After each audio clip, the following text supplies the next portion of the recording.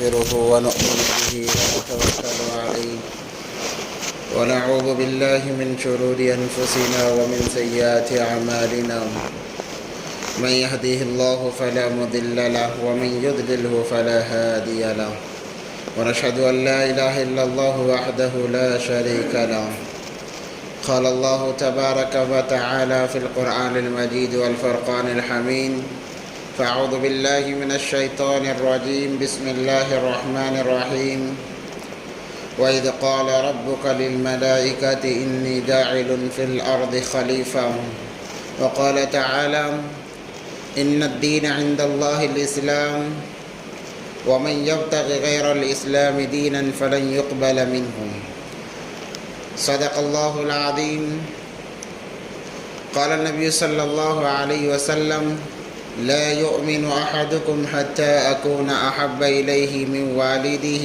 وولده والناس أجمعين أو كما قال عليه الصلاة والسلام اللهم صل على سيدنا مولانا محمد في أول كلامنا اللهم صل على سيدنا مولانا محمد في أوسط كلامنا اللهم صل على سيدنا مولانا محمد في آخر كلامنا اللهم لك الحمد كما أنت أهله فصل على محمد كما أنت أهله وافعل بنا ما أنت أهله فإنك أنت أهل التقوى وأهل المغفرة اللهم صل على محمد كلما ذكره الذاكرون وصل على محمد كلما غفل عن ذكره الغافلون رب اشرح لي صدري ويسر لي أمري واحلل عقدة من لساني يفقه قولي اللهم صل على محمد وآله ألف ألف مرة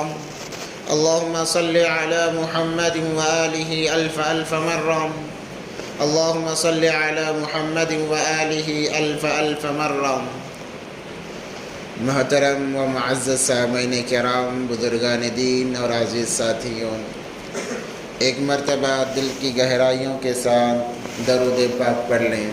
اللہم صل علی سیدنا محمد وعلی آل سیدنا محمد وبارک وسلم۔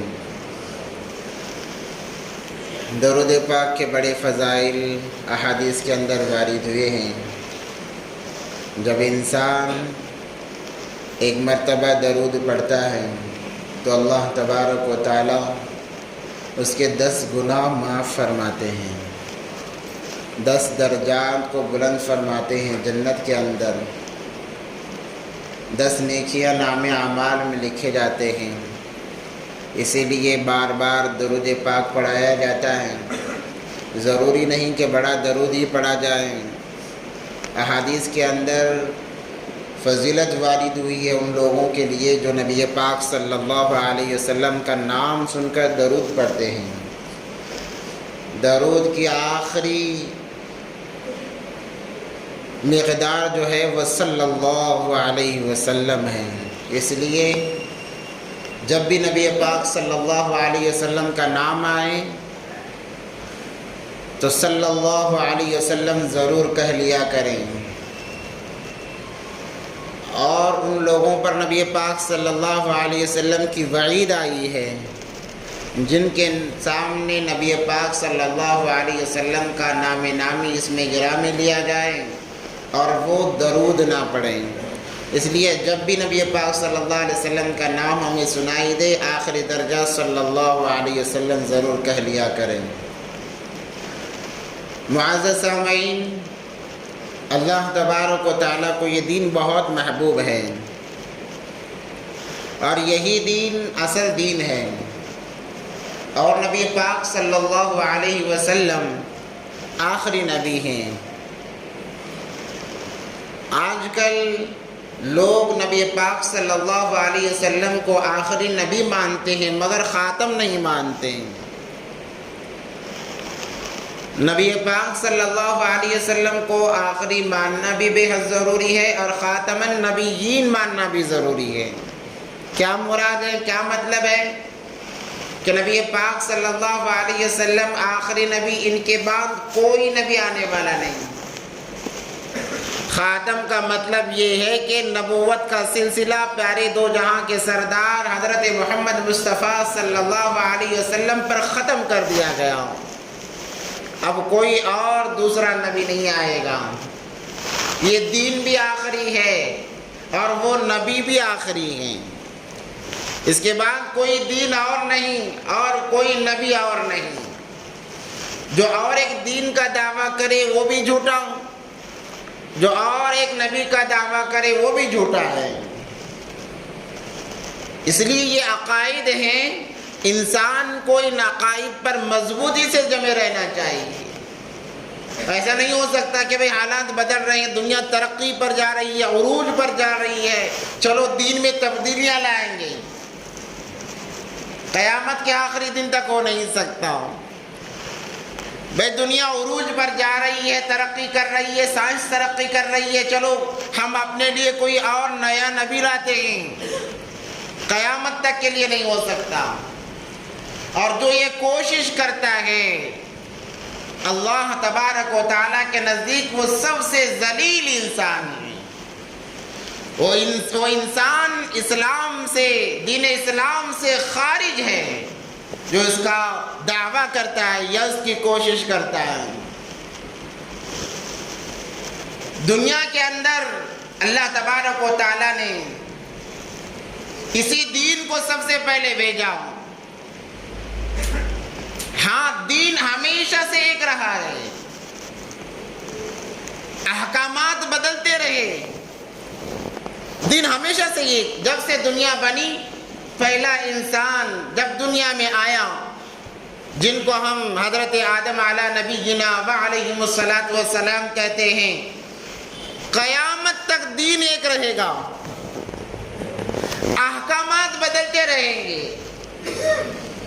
کب احکام بدلیں گے؟ اس کے لیے اللہ تبارک و تعالیٰ نے انبیاء کا سلسلہ شروع کیا. بات کو ذرا غور سے سنیں، بڑے توجہ کی بات ہے. کبھی دین بدلا نہیں ہے، احکامات بدلتے رہے ہیں. اور نبی پاک صلی اللہ علیہ وسلم کے دنیا میں تشریف لانے کے بعد، پردہ فرمانے کے بعد، اب جو احکام رہے وہ احکام میں بھی تبدیلی نہیں آئے گی. وہ احکام بھی ہمیشہ قیامت تک باقی رہیں گے. احکامات کی تبدیلی دو جہاں کے سردار حضرت محمد مصطفیٰ صلی اللہ علیہ وسلم سے پہلے تک تھی. جب آپ تشریف لا لیے اور دنیا سے پردہ فرما گئے، جب آیات نازل ہو گئی، الیوم اکملت لکم دینکم واتممت علیکم نعمتی ورضیت لکم الاسلام دینا، اب کوئی حکم بھی نہ منسوخ نہیں ہوگا، ہر حکم باقی رہے گا اپنی اصلی حالت پر. آج جو ہمارے غیر بھائیوں کو ایک شبہ ہے، بلکہ ان کا عقیدہ ہے کہ دین اسلام دنیا کے اندر 1450 سال پہلے آیا اور ہمارا دین کئی ہزار سال پہلے سے چلا آ رہا ہے. 3500 سال پہلے سے ہمارا دین چلا آ رہا ہے. مسلمانوں کا دین تو 1450 سال پہلے آیا. جب ان سے پوچھا جاتا ہے وہ کیسے، تو کہتے ہیں تمہارے نبی آج سے 1450 سال پہلے دنیا میں تشریف لائے، اسی وقت سے تمہارا دین آیا. یہ بے عقلی کی باتیں ہیں. ہمارا دین تو پہلے انسان ہی کے ساتھ دنیا میں آ گیا، جنہیں ہم حضرت آدم علیہ السلام کہتے ہیں. اور حضرت آدم علیہ السلام کو دنیا کا ہر فرقہ مانتا ہے، ہر قوم مانتی ہے، بس نام الگ الگ دیے ہیں. خصوصی اعتبار سے 2 نام مشہور ہیں. ہم آدم کہتے ہیں، وہ منو کہتے ہیں. آدم ہی منو ہے، منو ہی آدم علیہ السلام ہے. اور اس کا تذکرہ ان کی کتابوں کے اندر بھی موجود ہے، ان کے ویدوں کے اندر بھی یہ تذکرہ موجود ہے کہ سب سے پہلے ایک انسان دنیا میں تشریف لائے تھے، وہ اس کو بھی مانتے ہیں. اور قرآن اس کی گواہی دیتا ہے کہ جب حضرت آدم علیہ السلام دنیا میں آئے وہ توحید پر باقی رہے، توحید پرست انسان تھے۔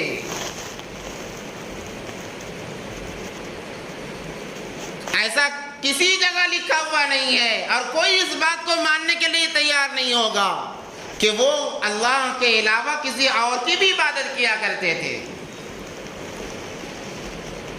اللہ تبارک و تعالیٰ نے روز اول سے اس دین کو چاہ لیا ہے اور یہ دین، یہ اسلام قیامت تک باقی رہے گا۔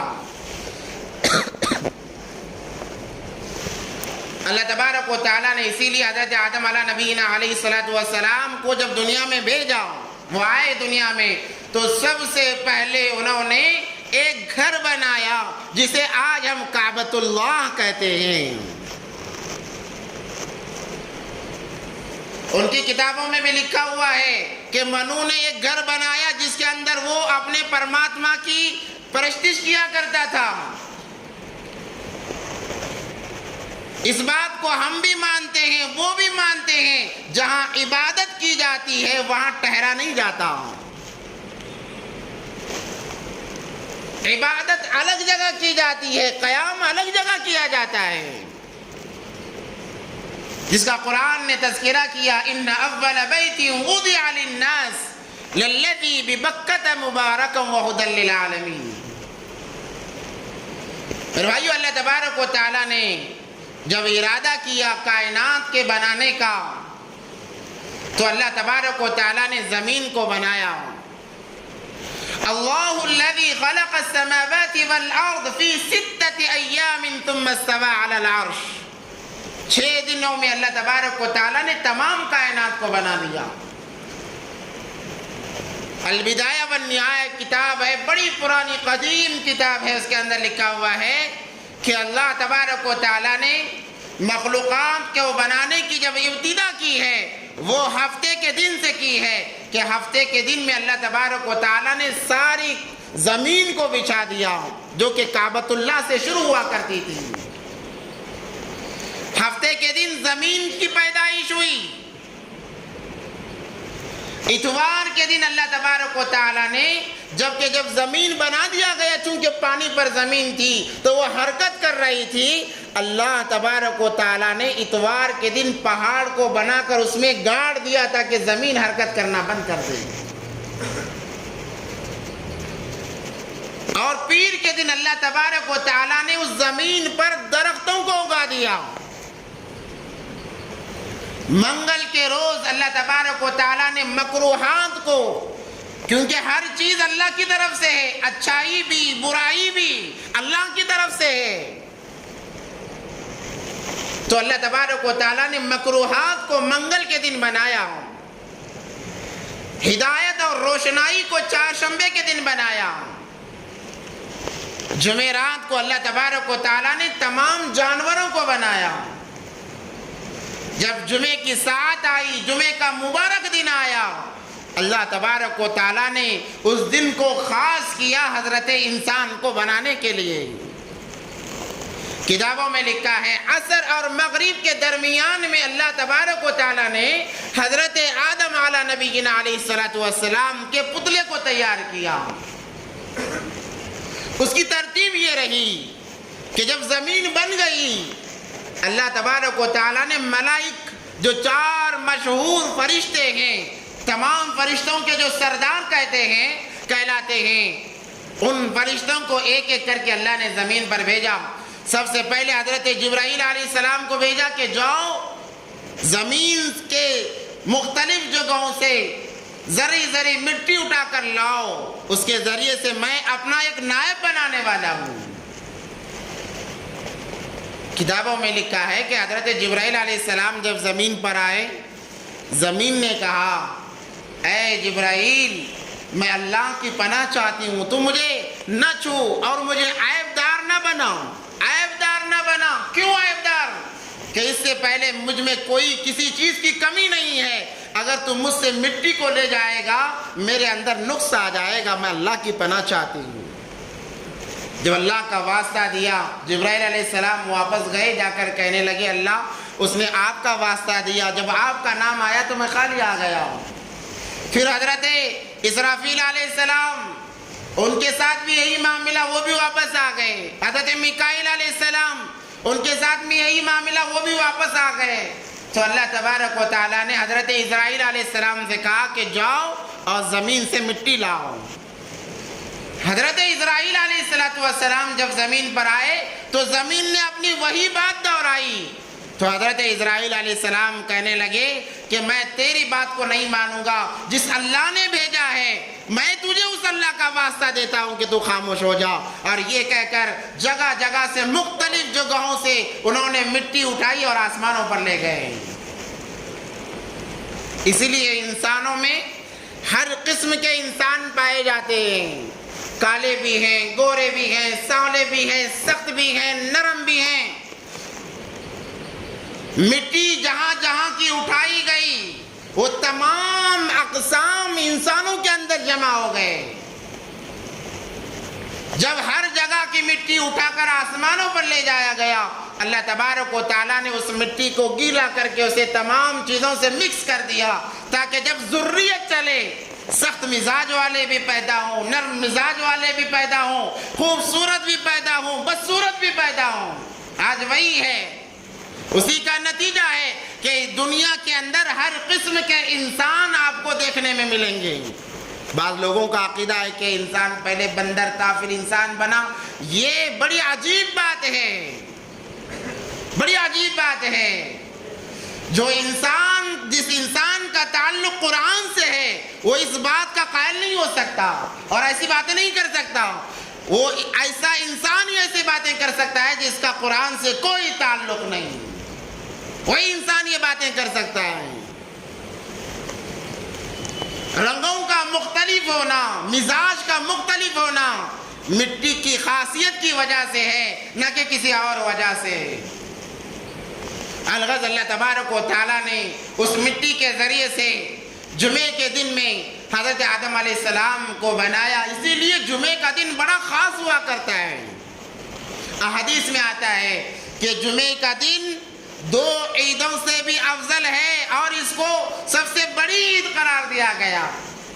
اس لیے بعض علماء فرماتے ہیں کہ جب جمعہ آئے ویسے ہی تیار ہو جاؤ جیسے عیدین میں تم اپنے آپ کو تیار کرتے ہو، خوشبوئیں لگاؤ، اللہ نے میسر کیے ہیں، نئے کپڑے پہنو، اپنی خوشی کا اظہار کرو کھانوں کے ذریعے، کپڑوں کے ذریعے، تاکہ پتہ چلے کہ اس دن کی کیا عظمت ہے اللہ تبارک و تعالیٰ کے نزدیک۔ اور اس دن میں چند ایام ایسے خاص رکھے ہیں کہ بندہ اللہ کے سامنے ہاتھ اٹھا کر کوئی چیز مانگتا ہے، اگر وہ قبولیت کی گھڑی ہے اللہ تبارک و تعالیٰ اس کی دعا کو رد نہیں کرتے ہیں۔ 3 ایام 3 وقت خصوصی اعتبار سے کتابوں میں ملتے ہیں۔ اسلامی اعتبار سے دن مغرب کے بعد سے شروع ہو جاتا ہے۔ صبح صادق، جب جمعے کی صبح صادق آتی ہے اس وقت میں جو دعا کی جاتی ہے اللہ قبول فرما لیتے ہیں۔ اور دوسرا نمبر، جب امام خطبے کے لیے کھڑا ہو جاتا ہے اور ایک خطبے کے بعد تھوڑی دیر بیٹھتا ہے، اس وقت میں دعا کی جائے اللہ اس دعا کو بھی رد نہیں فرماتے ہیں۔ جمعے میں جلدی کیوں بلایا جاتا ہے؟ اسی لیے بلایا جاتا ہے کہ آپ جلدی آؤ، سنتوں اور نوافلوں سے فارغ ہو جاؤ اور اپنے آپ کو فارغ کر کے بیٹھے رہو۔ جب امام یہ خطبہ پڑھ کر بیٹھ جائے اپنی مرادیں اللہ کے دربار میں رکھو تاکہ اللہ تمہاری مرادیں پوری کریں۔ مگر آج کا مسلمان عجیب ہے، وقت لگاتا ہے کہ اذان کب ہوتی ہے، بیان کب شروع ہو جائے گا، کب ختم ہوگا۔ بعض لوگ جب آدھا بیان ہو جاتا ہے تب آتے ہیں، بعض لوگ جب بیان ختم ہو جاتا ہے تب آتے ہیں اور آ کر سنتوں میں مشغول ہو جاتے ہیں، جس کی وجہ سے جو فضیلت کے ایام ہیں وہ ان سے چھوٹ جاتے ہیں۔ یہ ایام سنتوں کا نہیں بلکہ اللہ سے مانگنے کے اوقات ہوتے ہیں۔ اور تیسری گھڑی جو بتائی، عصر کے بعد سے لے کر مغرب تک انسان جو دعا جمعے کے روز مانگتا ہے اللہ تبارک و تعالیٰ اس دعا کو ضرور قبول فرما لیتے ہیں۔ شرط یہ ہے کہ اس کا عقیدہ صحیح ہو، اللہ پر اعتماد ہو، اللہ پر یقین ہو۔ یہ نہیں کہ کہا گیا ہے چلو مانگ کر دیکھ لیتے ہیں، آزما لیتے ہیں۔ دین کے اندر آزمائش نہیں ہے، اور خود انسان دنیا میں آزمائش نہیں کرتا، کوشش کر لیتا ہے۔ دین کے اندر پھر کیسی آزمائش؟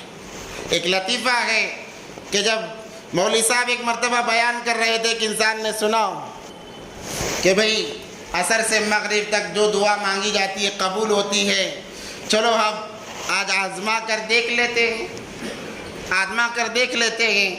مٹی کے چند کٹورے لائے اور لا کر سامنے رکھا اور دعا کرنے لگا، یا اللہ اس کو سونے کا بنا دے، یا اللہ اس کو سونے کا بنا دے، سونے کا۔ لگاتار یہی رٹ لگاتا رہا، قریب تھا کہ مغرب کی اذان شروع ہو جاتی، مگر اس کے اندر کوئی ہلچل نہیں ہے۔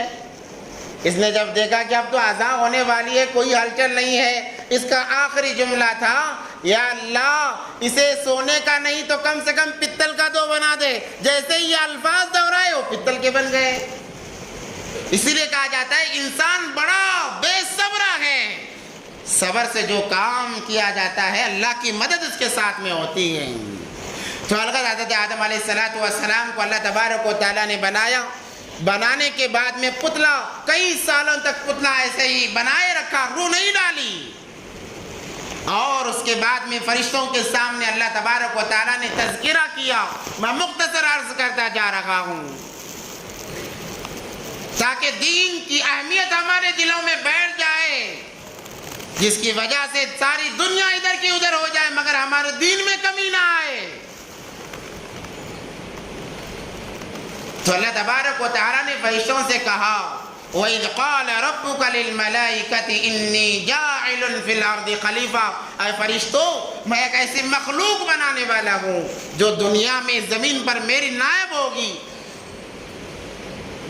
فرشتوں نے جھٹ سے کہا، یا اللہ کیا آپ ایسی مخلوق کو بنائیں گے جو زمین میں فساد مچائے گی؟ فرشتوں کو کیسے پتا چلا؟ وہ ایسے پتا چلا انسان سے پہلے زمین کے اندر جنات کا بسیرا تھا، جنات زندگی بسر کیا کرتے تھے، مگر ان کے اندر ہمیشہ لڑائیاں، خون خرابہ، فتنہ فساد ہوا کرتا، جس کی وجہ سے اللہ تبارک و تعالیٰ نے تمام کو ختم کرا دیا فرشتوں کے ذریعے سے۔ اور جب دوبارہ مخلوق کو بسانے کی بات آئی، فرشتوں کے دل میں بات آئی کہ یا اللہ آپ ایسی مخلوق کو دوبارہ بنائیں گے جو زمین میں فساد مچائے گی، کیونکہ جو زمین میں بسائی جانے والی مخلوق ہوگی وہ پہلے مخلوق ہی کی طرح ہوگی۔ یا اللہ جیسے انہوں نے فساد مچایا یہ بھی فساد مچائیں گے، کیا آپ ایسی مخلوق کو زمین میں اتارنا چاہتے ہیں؟ جہاں تک عبادت کا معاملہ ہے، نحن نسبح بحمدک ونقدس لک، ہم تو عبادتیں کرنے کے لیے ہمیشہ تیار ہیں، پھر آپ ایسی مخلوق کو کیوں بنا رہے ہیں؟ تو اللہ تبارک و تعالیٰ نے فرمایا، انی اعلم ما لا تعلمون، اے میرے فرشتوں جو میں جانتا ہوں وہ تم نہیں جانتے۔ اللہ تبارک و تعالیٰ نے انسان کے مقام کو فرشتوں کے سامنے بڑھانے کے لیے وَعَلَّمَ آدَمَ الْأَسْمَاءَ كُلَّهَا ثُمَّ عَرَضَهُمْ عَلَى الْمَلَائِكَةِ، اللہ تبارک و تعالیٰ نے دنیا میں قیامت تک جتنی چیزیں آنے والی ہیں تمام کے نام سکھا دیے۔ گویا کہ اللہ تبارک و تعالیٰ نے حضرت آدم علیہ السلام کو علم کی دولت سے نواز دیا، اور اس کے بعد میں فرشتوں کے سامنے پیش کیا اور کہا، وَيَا آدَمْ أَنْبِئُهُمْ بِأَسْمَائِهِمْ، اے آدم ان صفات کے نام کو گنواؤ، میں نے جو تمہیں سکھایا ہے وہ بتاؤ۔ فرشتے ان تمام چیزوں سے بے خبر تھے، لا علم تھے، ان کے پاس علم نہیں تھا، بس چند چیزوں کی جانکاری تھی۔ وعاجز آ گئے، کہنے لگے، قالوا سبحانک لا علم لنا الا ما علمتنا انک انت العلیم الحکیم۔ یہاں پر علماء لکھتے ہیں کہ علم کا مقام سب سے پہلے اللہ نے بتایا ہے کہ دیکھو جو علم والا ہوتا ہے وہ ہمیشہ سردار ہوا کرتا ہے۔ فرشتوں سے اللہ نے کہا کہ اب سجدہ کرو۔ حضرت آدم علیہ السلام کو۔ یہ سجدہ تعظیمی تھا۔ اور ایک بات یہ بتانی تھی کہ علم والے کا یہ مقام ہوا کرتا ہے کہ فرشتے ہمیشہ اس کے سامنے نظریں نیچی کر کے آتے ہیں۔ اللہ تبارک و تعالیٰ کو یہ مقام بتانا تھا۔ الغرض قصہ مختصر یہ کہ حضرت آدم علیہ السلام جنت میں آرام سے تھے، ان کے ساتھ حضرت حوا علیہ السلام بھی تھیں، مگر شیطان نے چونکہ سجدے سے انکار کیا اور کہا میں افضل ہوں، یہ ادنا ہے، میں آگ سے بنا ہوں، یہ مٹی سے بنا ہے، میں طاقتور اور یہ کمزور ہے، میں کیسے سجدہ کروں؟ شیطان نے انکار کر دیا، ابا واستکبر وکان من الکافرین، کہ شیطان نے انکار کر دیا اور کافرین میں سے ہو گیا، تو اللہ نے اسے جنت سے نکال دیا۔ اللہ نے اسے جنت سے نکال دیا۔ جب شیطان کو جنت سے نکال دیا گیا تو وہ وہیں آسمانوں میں بھٹکتا رہا اور اس نے قسم کھائی، بہت لمبا واقعہ، میں مختصر عرض کرتا جا رہا ہوں، قسم کھائی کہ جیسے مجھے نکالا گیا ہے، جس کی وجہ سے نکالا گیا ہے، اس کو بھی جنت سے نکالوں گا، اس کی اولاد کو بھی جنت سے نکالوں گا۔ یہ شیطان کا وعدہ تھا، اس نے اللہ سے وعدہ کیا، چیلنج کیا۔ اسی لیے قرآن میں جگہ جگہ آتا ہے اِنَّهُ لَكُمْ عَدُوٌّ مُّبِينٌ، اے میرے بندو شیطان تمہارا کھلا ہوا دشمن ہے، غیر تمہارا دشمن نہیں، فلاں تمہارا دشمن نہیں، وہ بات کی بات ہے، سب سے پہلے تمہارا دشمن شیطان ہے، اس سے اپنے آپ کو بچاؤ۔ اگر تم اپنے آپ کو شیطان سے بچا لو گے، اللہ تمام مخلوقات سے تمہیں بچا لے گا۔ اِنَّهُ لَكُمْ عَدُوٌّ مُّبِينٌ، وہ تمہارا کھلا ہوا دشمن ہے۔ ہر ایک کو بہکانے کی اس نے کوشش کی ہے۔ حضرت موسیٰ علیہ السلام کے بارے میں آتا ہے کہ ایک مرتبہ بڑی خستہ حالت میں موسیٰ علیہ السلام سے ملا اور مل کر کہنے لگا، اے موسیٰ آپ کلیم اللہ ہیں، اللہ سے بات کرتے ہیں، کوہ طور پر جا کر آپ میرے لیے بھی کچھ گزارشات کر دیجئے تاکہ اللہ مجھ پر بھی رحم کرے۔ موسیٰ علیہ السلام نے کہا کہ کیا کہنا چاہتا ہے؟ اس نے کہا کہ آپ اللہ سے سفارش کریں کہ اللہ مجھے معاف کر دے، میں بھی اچھا بننا چاہتا ہوں، جب آپ لوگ عبادت کرتے ہو اللہ کی، میرا دل چاہتا ہے کہ میں بھی عبادتیں کروں، میں بھی سجدے کروں، آپ ذرا میرے بارے میں سفارش کر دینا، اللہ میری بات نہیں سن رہے ہیں۔ حضرت موسیٰ علیہ السلام نے جب اس بات کو سنا تو خوشی کے مارے اندر سے جھومنے لگے کہ ارے شیطان خود چل کر آیا ہے اچھا بننے کے لیے، اگر یہ بن گیا نبیوں کی کیا ضرورت ہے، اللہ کا کوئی نافرمان باقی نہیں رہے گا۔ انہوں نے کہا کہ ہاں ضرور میں اللہ سے سفارش کروں گا۔ حضرت موسیٰ علیہ السلام گئے، اللہ سے بات چیت کی، جب آنے لگے کہنے لگے اللہ شیطان ملا ہوا تھا، فلاں فلاں باتیں کہہ رہا تھا۔ اللہ نے کہا اے موسیٰ اس کمبخت کی اس کا تذکرہ نہ کرو، وہ دھوکے باز ہے، وہ دھوکے باز ہے، اس کی بات مت کرو، مگر نبی تو نبی ہوتا ہے، امت کی فکر اسے ہوتی ہے۔ انہوں نے کہا یا اللہ ایک مرتبہ میرے خاطر معاف کر دیجئے، وہ عبادتیں کرنا چاہتا ہے، اچھا بننا چاہتا ہے۔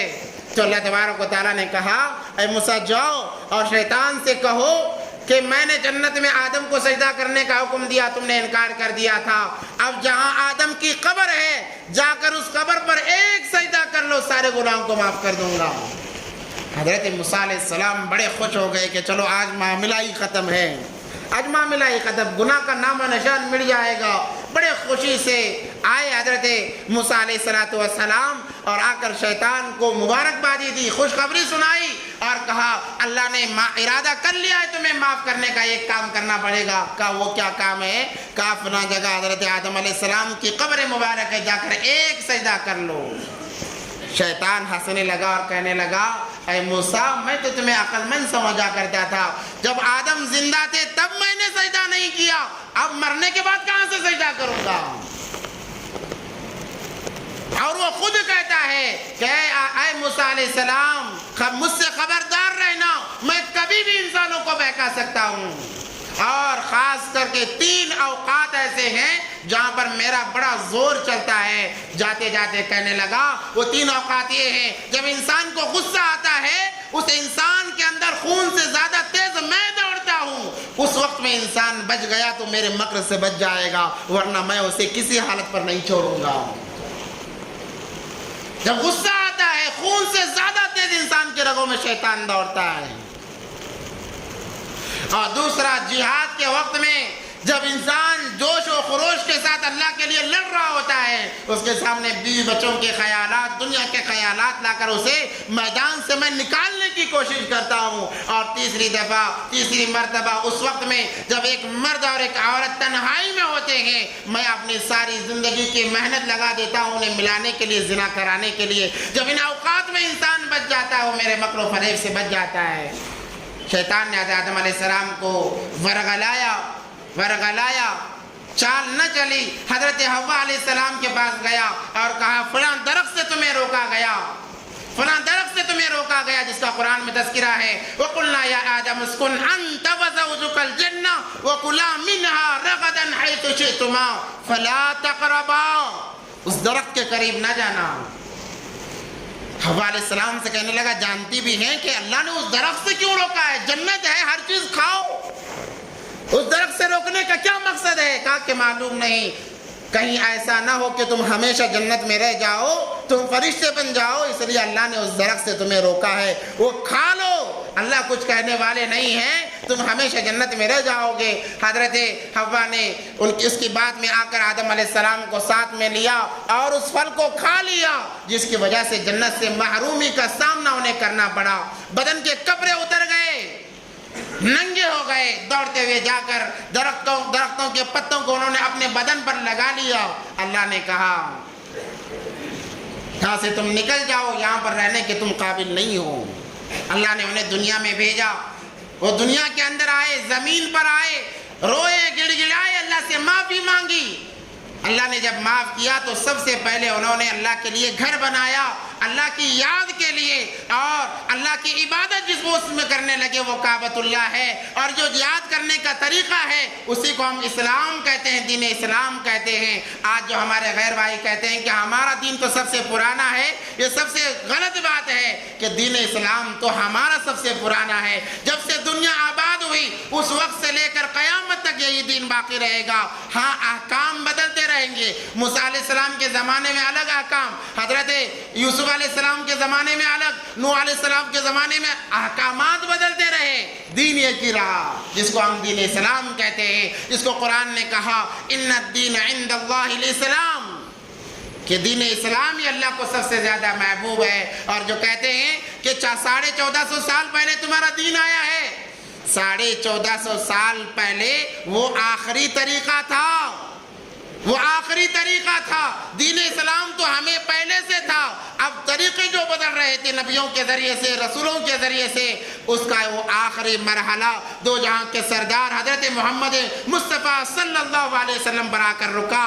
اب اس کے بعد دین میں کوئی احکام کی تبدیلی نہیں ہوگی۔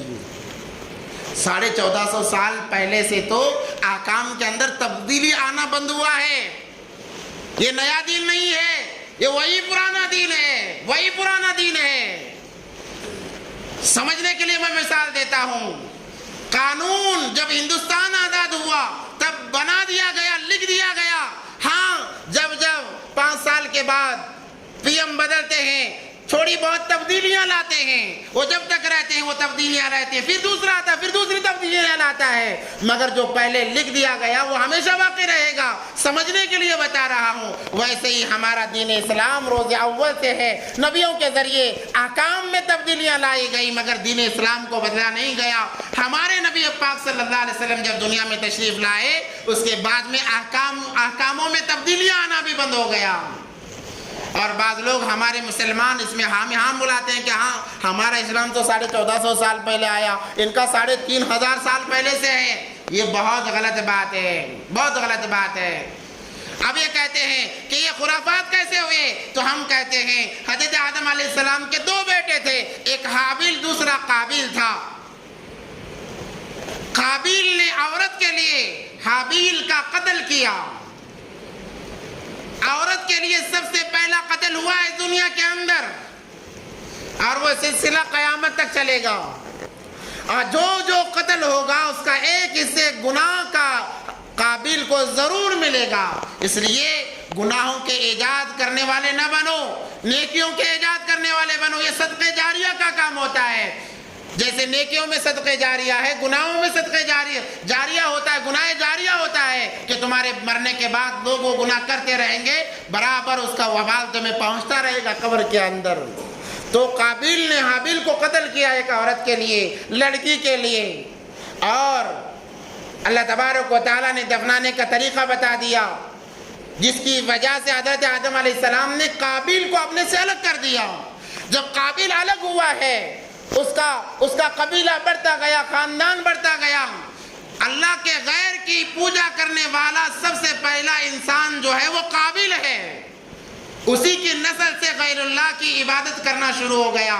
اور اللہ تبارک و تعالیٰ نے نوح علیہ السلام تک جتنے نبی بھیجے ہیں، حضرت شیس ہیں، حضرت ادریس علیہ السلام ہیں، وہ تمام قابیل کے لوگوں کی طرف بھیجے گئے، اس کے اولاد کی طرف بھیجے گئے تاکہ ان کو صحیح راستے پر لایا جائے۔ تو ہم کہتے ہیں کہ تم بھی قابیل ہی کی نسل سے ہو، تم بھی قابیل ہی کی نسل سے ہو کہ انہوں نے غیر اللہ کی عبادت شروع کی، اور وہ سلسلہ چلتا رہا، قیامت تک چلے گا۔ اور جتنے انبیاء آئے ہیں وہ قابیل کے اولاد کی رشد و ہدایت کے لیے، رہنمائی کے لیے دنیا میں آئے ہیں۔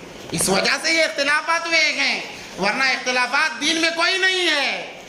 ہمارا دین روز اول سے ہے، اس پر ہمیں جمے رہنے کی ضرورت ہے۔ نبی پاک صلی اللہ علیہ وسلم کی سیرت سے ہمیں یہی پیغام دیا جاتا ہے کہ ان الدین عند اللہ الاسلام ومن یبتغی غیر الاسلام دینا فلن یقبل منہ۔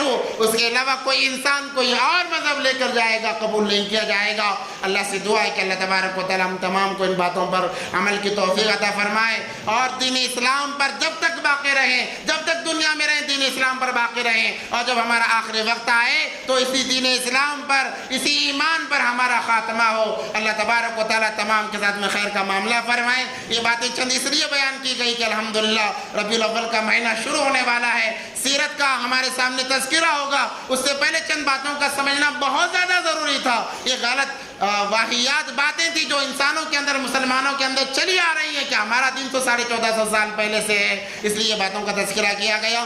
وآخر دعوانا الحمدللہ رب العالمین۔